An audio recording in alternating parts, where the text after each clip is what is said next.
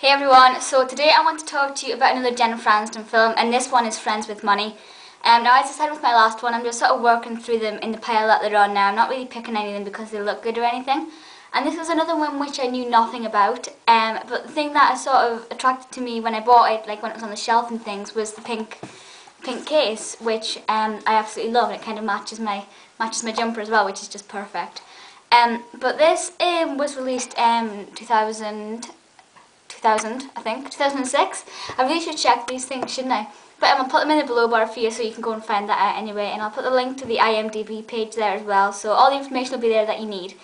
So this basically tells the story of 3 friends who have money and then one who doesn't. Now, I forget all the names, so you have Franny, Jane and Christine, and then obviously Olivia is played by Jennifer Aniston.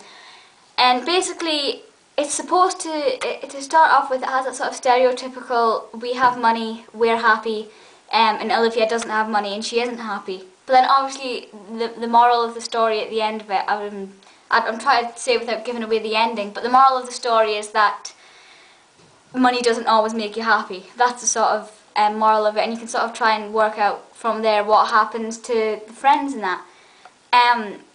As far as the plot goes, the plot isn't that thick, to be honest with you. There's too much going on, but not much with real substance to it. Not that that's a bad thing, it just means it's hard to follow because there's so many central characters. Like, you've got these 4 central characters, and then there's like another 3. And it's just sort of, well, there's another 4 actually, and then it's just really hard to sort of work out who's who. Especially if you don't know any of the actresses, because apart from Jennifer, I had no idea who the other 3 were. And I still don't know who they are, to be fair. I've never seen them in anything else. So it's kind of hard to keep up with all these different characters if you don't know any of them. But as a story itself, it's not really that detailed, you know, it doesn't require much thinking, it's fairly straightforward. Now, as far as the cast goes, like I said, I didn't know any of them except Jennifer. Well, actually, that's a lie, I knew the little boy. One of them, again, I forget who because it's just so confusing, but one of them has a little boy. And I've seen this little boy in other things before. He's absolutely adorable. I can't actually remember where I've seen him, but he's like a really cute little boy, and he's quite a well-known actor now, so he's adorable. It was great to see at least somebody else I knew in there. But yeah, it's a really great film just to watch if you're watching something that doesn't require much thinking as far as the plot goes. But like I said, it is confusing with the characters.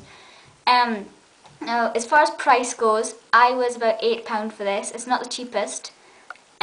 But at the same time, it's not the most expensive either, so it's definitely worth the money if you can get hold of it. Maybe if you can see it for free, you know, somebody else has got a copy, watch it first, because unless you're a Jennifer Aniston fan, it might not actually entertain you that much, because I think if I hadn't sort of bought it because of Jennifer, I never would have looked at it, and it wouldn't have really been that much of a loss. It's not the best film in the world. I have to point out though for you that it is a 15, so you have to be 15 and older to watch it. And the reason is because it contains strong language and sex references, which is true. So go and watch it if you're a Jennifer Aniston fan, but if you're not, it's probably not something you're going to enjoy. There's not much to it. It's not the best film ever, and the ending as well is very annoying actually, because it ends and then you're thinking, well, is that it? It's one of those things where you sort of expect more to happen, you know, it doesn't come to a conclusion or anything.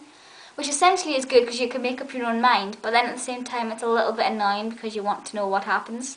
But yeah, so if you're a Jennifer Aniston fan, go and buy it. You must buy it if you're a Jennifer fan.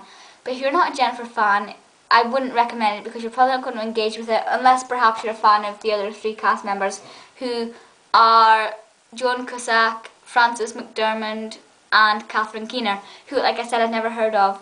Although I'm sure one of them's in Sex and the City or something, so I don't know. I'm terribly sorry about that, but I'll put the link to the IMDb page for Friends with Money anyway, so you can go and check out them. But yeah, Friends with Money, good film, not great, worth the money if you're a Jen fan, but if not, stay clear. Feel free to leave me your comments, maybe you'll love it, I don't know, let me know. And I think that's everything on that, and I'll see you next time. Bye guys.